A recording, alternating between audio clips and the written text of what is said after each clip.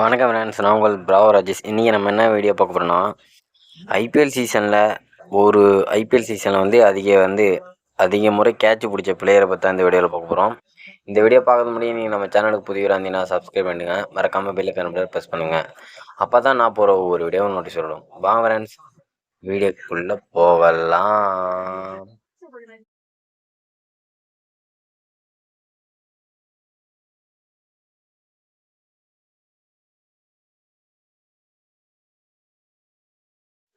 8வது இடத்துல யாருக்காங்கன்னு கேட்டிங்கன்னா ருத்ராஜ் கெய்க்வாட் தான். இவர் வந்துட்டு 2023 நடந்த ஐபிஎல் சீசனில் 17 கேட்ச் பிடிச்சி வந்து 8வது இடத்துல இருக்காருன்னே சொல்லலாம். இவர் வந்து ஒரு சிஎஸ்கே பிளேயரு.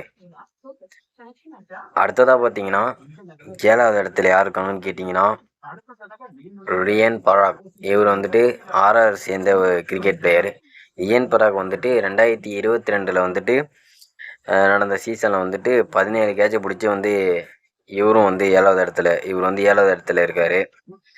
அடுத்ததாக பார்த்தீங்கன்னா 6வது இடத்துல யாருக்காங்கன்னு கேட்டிங்கன்னா 6வது இடத்துல வந்து குண்டன் டீகாக் தான் இருக்கார். குண்டன் டீகாக் வந்துட்டு 2019 நடந்த ஐபிஎல் சீசனில் மும்பைக்காக விளாண்டார். அந்த மும்பைக்காக விளாண்ட சீசனில் வந்துட்டு 17 கேட்ச் பிடிச்சி இவர் வந்து 6வது இடத்துல இருக்காருன்னு சொல்லலாம். அடுத்ததாக பார்த்தீங்கன்னா 5வது இடத்துல யாருக்காங்கன்னு கேட்டிங்கன்னா குமார் சங்கக்காரா தான் இருக்கார். இவர் வந்துட்டு 2014 நடந்த ஐபிஎல் சீசனில் குமார் சங்கக்காரா வந்துட்டு 17 கேட்ச் பிடிச்சி 5வது இடத்துல இருக்காருன்னு சொல்லலாம். குமார் சங்கக்காரா அப்போ வந்து இவர் விளாண்ட டீம் வந்துட்டு டெக்கான் சார்ஜர்ஸ் ஹைதராபாத். அந்த டீம்லலாம் வந்து குமார் சங்கக்காரா வந்து விளாண்டார். அடுத்ததாக பார்த்தீங்கன்னா 4வது இடத்துல யாருக்காங்கன்னு கேட்டிங்கன்னா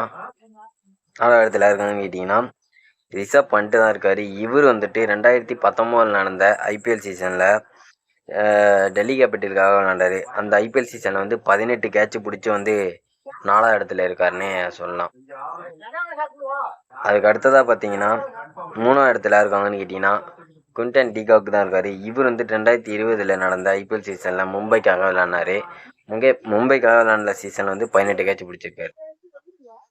அடுத்ததாக பார்த்தீங்கன்னா 2வது இடத்துல யாருக்காங்கன்னு கேட்டிங்கன்னா நமன் ஓஜா. இவர் வந்துட்டு ஒரு விக்கெட் கீப்பர் பேட்ஸ்மேன்.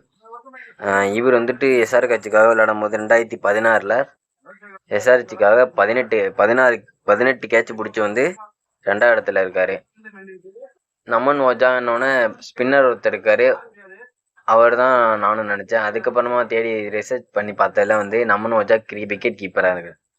அடுத்ததாக பார்த்தீங்கன்னா முதல் இடத்துல இருக்குன்னு கேட்டிங்கன்னா ஏபி டிவிலியர்ஸ் தான். இவர் வந்துட்டு 2014 நடந்த ஐபிஎல் சீசனில் ஆர்சிபிக்காக விளையாடினார்.